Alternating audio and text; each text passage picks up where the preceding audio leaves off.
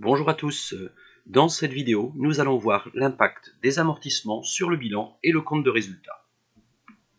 Dans le bilan N-1, l'entreprise dispose de deux immobilisations, l'aménagement du local et le matériel de bureau.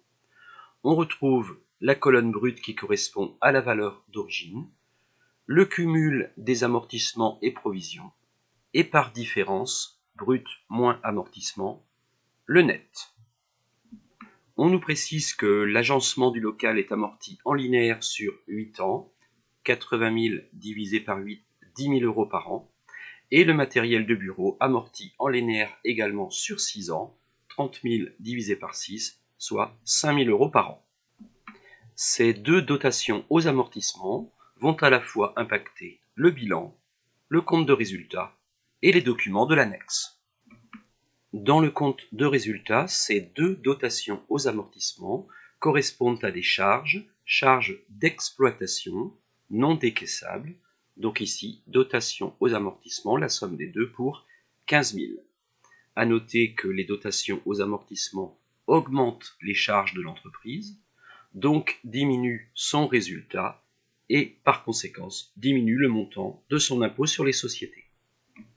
En présentant le bilan de l'année N, le cumul des amortissements sur les agencements du local, le cumul a augmenté de 10 000 euros, passant de 50 000 à 60 000, donc le net a diminué de 10 000 euros. Pour le matériel de bureau, le cumul a augmenté de 5 000, passant de 20 000 à 25 000, et donc le net a lui diminué de 5 000. Par ailleurs, le bénéfice de l'entreprise, 43 000, est venu ici grossir les capitaux propres, 43 000. Notre bilan reste toujours équilibré, 100 000 au passif, 100 000 à l'actif, colonne net. Regardons pour terminer les deux tableaux de l'annexe. Le tableau des immobilisations n'a pas changé. L'ensemble immobilisation corporelle est constitué de 80 000 pour le local et 30 000 pour le matériel de bureau, soit 110 000. Aucune acquisition dans l'année, aucune cession dans l'année, donc valeur brute à la fin de l'année, 110 000 euros. Par contre, le tableau des amortissements a été mis à jour. La valeur au 1er janvier de l'année en cumul était de 70 000 euros en provenance de ce bilan. Les dotations de l'exercice sont de 15 000 euros, calculées dans le compte de résultat. Aucune diminution parce qu'il n'y a pas eu de cession dans l'année. Donc la valeur de clôture des amortissements est égale à 85 000 euros, 70 000 plus 15 000 moins 0 égale 85 000, que l'on retrouve bien sûr ici dans le bilan de la seconde année. En résumé, la colonne brute d'un bilan ne change pas, sauf en cas de nouvelles acquisitions ou de cessions. La colonne amortissement et provision va chaque année se cumuler du montant de la dotation jusqu'à arriver au total du brut, alors les amortissements n'augmenteront plus.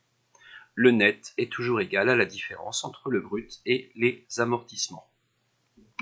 Dans le compte de résultat, chaque année l'entreprise calcule une dotation aux amortissements qui vient augmenter ses charges, donc diminuer son résultat et diminuer le montant de l'impôt sur les sociétés, et cette dotation aux amortissements se retrouve dans le tableau des amortissements colonne dotation de l'exercice et participe globalement au cumul des amortissements, sauf dans le cas où il y aurait eu une cession dans l'année. Voilà, l'exercice est terminé. Bon courage à vous. Et vous retrouvez ici les coordonnées sur l'Académie de Nantes, les chaînes YouTube à disposition et les ouvrages pour vous aider pour l'option entrepreneuriat ou pour ceux qui souhaitent des exercices de gestion corrigés.